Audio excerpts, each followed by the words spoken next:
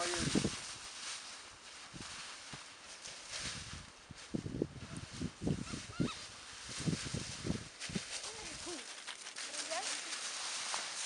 Nejlinka, ty jsi tady v vodíček.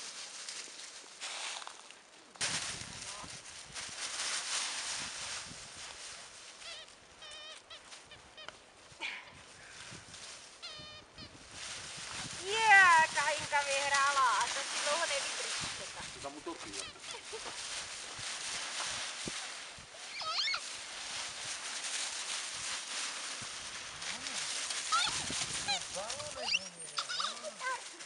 Dobrý den, já jsem dělal, co to oni, myslím, že klobása tam běhá, nebo něco.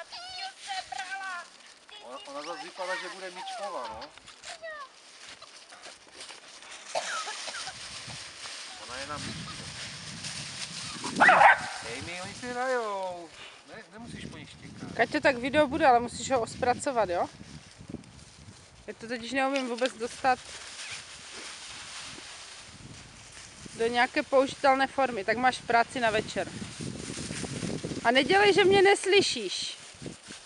Hej, ona mě fakt nevnímá. Vnímáš mě?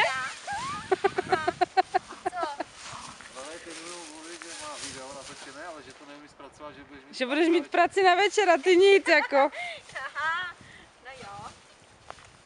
Ale dejte ten líček. Když já nevím, co to máte za program.